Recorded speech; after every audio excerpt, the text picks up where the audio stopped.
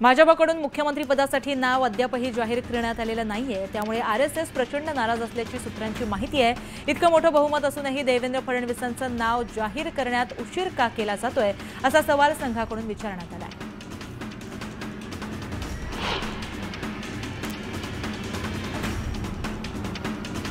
महायुती सरकारचं पहिलं अधिवेशन उपराष्ट्राने नागपुरामध्ये पार पडणार आहे। 16 ते 21 डिसेंबर दरम्यान हिवाळी अधिवेशन पार पडणार असून पहिलं अधिवेशन हे विरोधी पक्षनेत्याविना पार पडणार आहे। एकनाथ शिंदेंची प्रकृती अस्वस्थ असल्यामुळे ते दरे या गावामध्ये विश्रांतीसाठी गेले। देवेंद्र फडणवीसांनी एकनाथ शिंदेंना फोन करून त्यांच्या प्रकृतीची विचारपूस केली आहे। विधानसभा निवडणुकीमध्ये प्रचाराच्या तणावामुळे आणि ताणामुळे एकनाथ शिंदेंची तब्येत खालावली, म्हणून ते दरे गावी विश्रांतीसाठी आले, अशी माहिती आमदार महेश शिंदे यांनी दिली आहे। मागील 2 दिवसांपासून तब्येत ठीक नसल्यामुळे राज्याचे काळजीवाहू मुख्यमंत्री एकनाथ शिंदे आज मुंबईमध्ये परतण्याची शक्यता आहे। दुपारनंतर एकनाथ शिंदे मुंबईमध्ये येण्याची शक्यता आहे। संजय राऊतांनी एकनाथ शिंदेंना पुन्हा टोला लगावला। एकनाथ शिंदेंची प्रकृती नाजूक आहे, म्हणूनच ते स्वतःच्या पक्षातील मंत्र्यांनाही भेटत नाहीत, असा खोचक टोला लगावला। तर एकनाथ शिंदेंना डॉक्टरची गरज आहे की मांत्रिकाची गरज आहे हे पाहायला हवं, असं देखील संजय राऊत यांनी मुख्यमंत्र्यांच्या तब्येतीवरून टीका केली आहे। एकनाथ शिंदे नाराज होण्याचं कोणतंही कारण नाही। नाराज हा शब्द त्यांच्या जीवनातच नाही, ते एक वेगळंच रसायन आहे, असं वक्तव्य गुलाबराव पाटील यांनी केलं। एकनाथ शिंदेंनी उपमुख्यमंत्री व्हावं आणि त्यांनी सत्तेतच राहावं अशी इच्छा मंत्री गुलाबराव पाटील यांनी व्यक्त केली। तर एकनाथ शिंदे जे सांगतील तेच आम्ही करू, असं देखील त्यांनी यावेळेस म्हटलंय। एकनाथ शिंदेंचाच मुख्यमंत्री भाजपचाच होणार आणि इतर 2 पक्षांचे 2 उपमुख्यमंत्री शपथ घेतील, असा दावा अजित पवारांनी केला। मात्र अद्यापही मुख्यमंत्री कोण होणार याबाबतचा सस्पेन्स कायम आहे। संजय राऊतांनी चंद्रशेखर बावनकुळेंवर जोरदार हल्लाबोल केला। बावनकुळेंना राज्यपालांचे अधिकार दिलेत का, असा सवाल करत शपथविधीच्या मुद्द्यावरून राऊतांनी महायुतीसह बावनकुळेंवर निशाणा साधलाय। विधानसभेचा निकाल लागून 10 दिवस उलटून गेलेत, मात्र अद्यापही सरकार स्थापनेचा दावा का केला नाही, असा थेट सवाल संजय राऊतांनी केला। तर सर्वाला चंद्रचूड जबाबदार आहेत, अशी टीका सुद्धा त्यांनी केली आहे।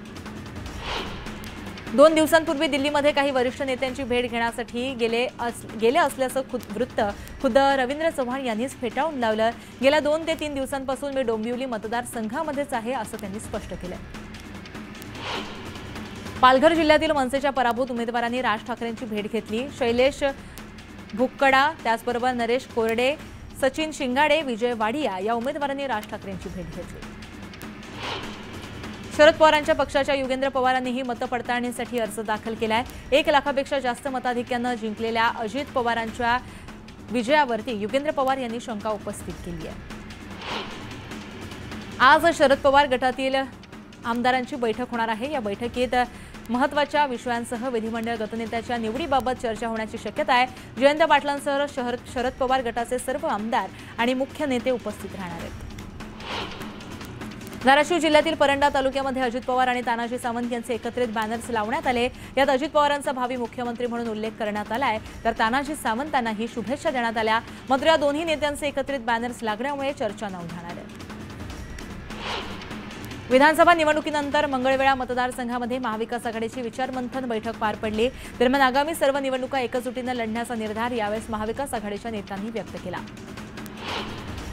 एकनाथ शिंदे हेच पुन्हा मुख्यमंत्री व्हावेत, यासाठी भिवंडीतील महिलांनी एकविरा मातेला साकडं घातलेलं आहे। शिंदे पुन्हा सीएमपदी विराजमान व्हावेत, अशी प्रार्थना महिलांनी केली आहे।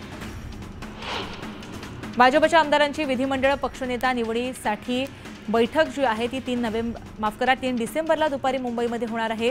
प्रदेशाध्यक्ष बावनकुळे यांनी ही माहिती दिली आहे। छत्रपती संभाजीनगरमध्ये संजय शिरसाट यांचे भावी उपमुख्यमंत्री असे बॅनर्स लावलेत। शहरातील मुख्य रस्त्यावरती संजय शिरसाट यांच्या समर्थनार्थ बॅनरबाजी करण्यात आली आहे। अहमदपूर मतदारसंघाचे नवनिर्वाचित आमदार बाबासाहेब पाटील यांची मंत्रिपदी वर्णी लागावी, यासाठी अहमदपूरच्या पंचमुखी हनुमान मंदिरामध्ये महाआरती करण्यात आली। यावेळेस पाटील यांच्या मंत्रिपदासाठी साकडं घालण्यात आलं।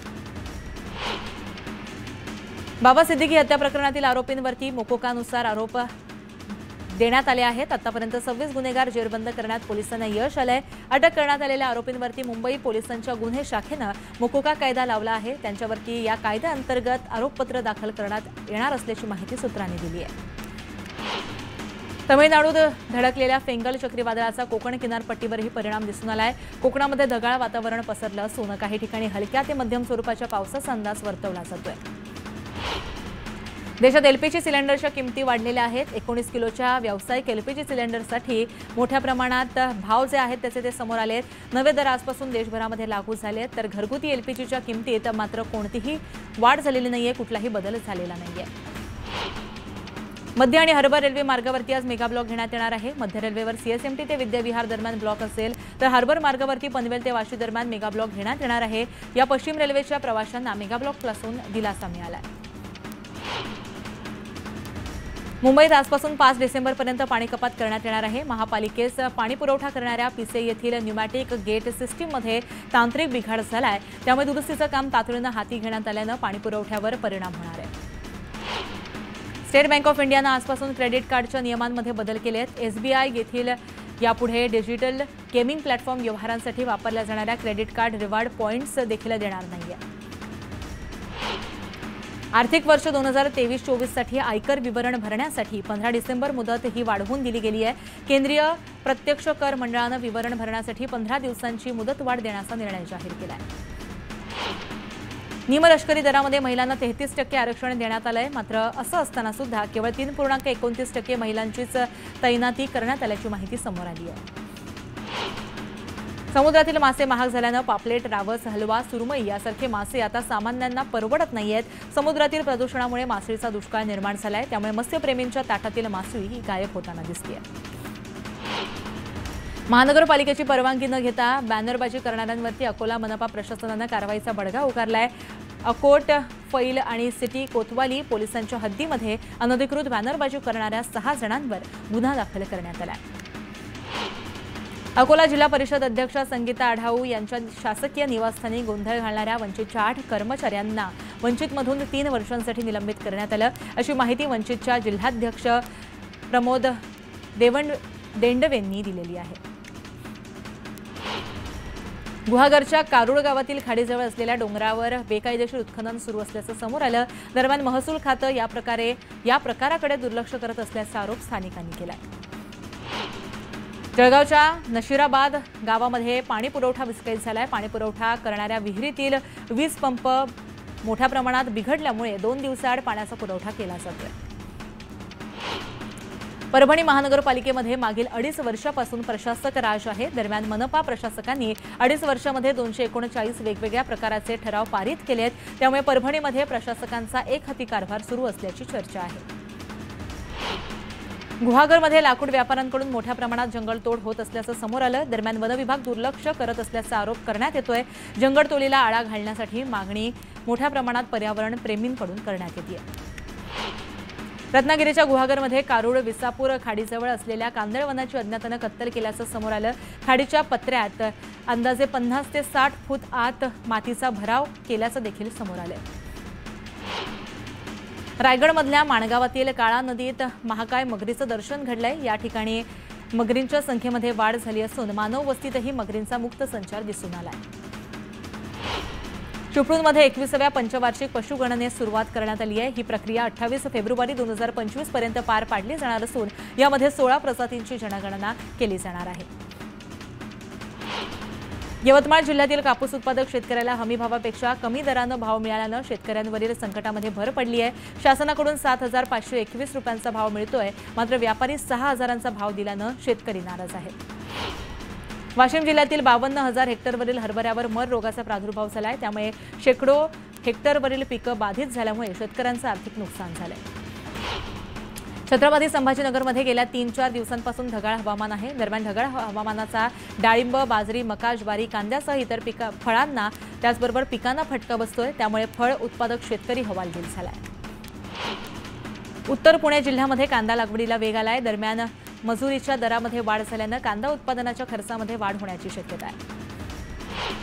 येवला तालुक्यामध्ये निसर्गाची अवकृपा झाल्यानं या भागातील शेतकरी कापूस, मका, कांदे यासारख्या पारंपरिक पिकांना बगल देत आल्याचं आणि आल्याच्या शेतीकडे वळल्याचं दिसून येत आहे।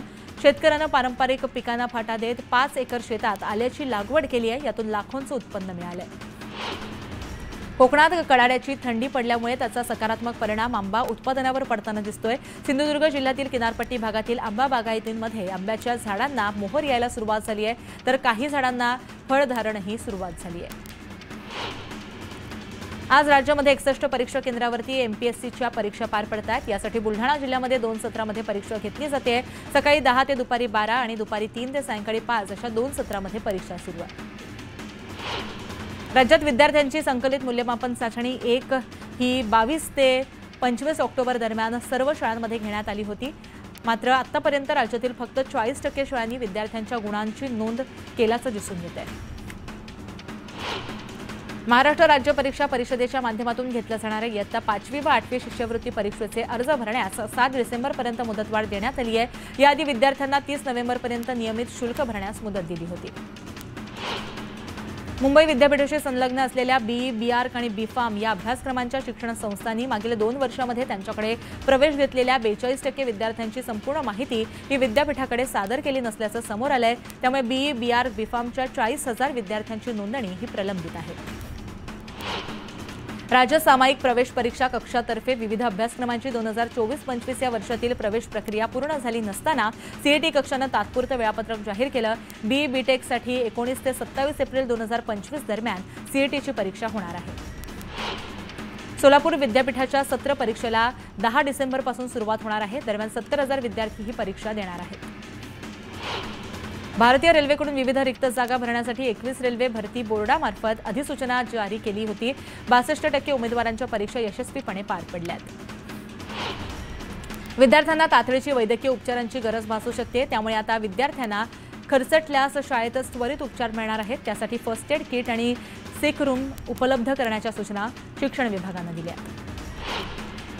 आपत्ती काळामध्ये मदतीसाठी महसूल आणि वन विभागानं एनडीआरएफच्या धर्तीवरती राज्यामध्ये 2 एसडीआरएफच्या दलांची स्थापना करण्याचा निर्णय घेतला। नवी मुंबई आणि पुण्यातील दौंड इथं त्यांची कार्यालय आणि तळ असणार आहेत, त्यामुळे नैसर्गिक आपत्तीमध्ये मदतीसाठी मोठी मदत होणार आहे।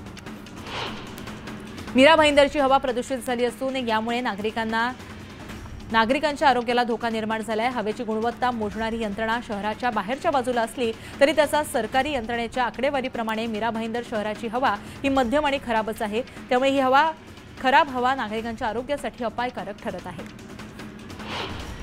रायगडमध्ये आजही कुपोषित बालकांचा जन्म ही समस्या गंभीर झाली आहे। मात्र अलिबाग येथील जिल्हा रुग्णालयातील कक्ष अशा बालकांसाठी वरदान ठरतोय। या कक्षामध्ये 7 महिन्यामध्ये 804 कुपोषित जन्माला आलेल्या बालकांना गुटगुटीत करण्यामध्ये यश आलंय। वाहनांसाठी व्हीआयपी नंबर हवा असणाऱ्यांसाठी परिवहन विभागानं यासाठी सॉफ्टवेअर विकसित करून 25 नोव्हेंबरपासून ही सेवा राज्यभरातील आरटीओ कार्यालयांशी संलग्न केली आहे। या ॲपच्या माध्यमातून अगदी घर बसल्या ऑनलाईन अर्ज व शुल्क भरून पसंतीचा क्रमांक मिळवता येणार आहे। संरक्षण आस्थापनांपासून 500 मीटरपर्यंतच्या बांधकामांवरती असलेले निर्बंध मुंबई महानगरपालिकेनं उठवले। याआधी मंजुरी दिलेल्या प्रकल्पांवरील स्थगिती उठवण्यामध्ये आली असून त्यामुळे अनेक प्रकल्पांचा मार्ग मात्र मोकळा झाला आहे। मध्य रेल्वेच्या प्रमुख स्थानकांवरती फलाट तिकिटांच्या विक्रीवरती तात्पुरती बंदी घालण्यात आली आहे। महापरिनिर्वाण दिनाच्या निमित्तानं प्रवाशांची गर्दी टाळण्यासाठी मध्य रेल्वेनं हा निर्णय घेतला। त्यानुसार फलाट तिकिटांच्या विक्रीवरती 2 ते 9 डिसेंबरपर्यंत निर्बंध घालण्यात आले। पश्चिम रेल्वेनं मुंबई सेंट्रल ते भिवानी दरम्यान विशेष भाड्यावरती सुपरफास्ट स्पेशल ट्रेन चालवण्याची घोषणा केली।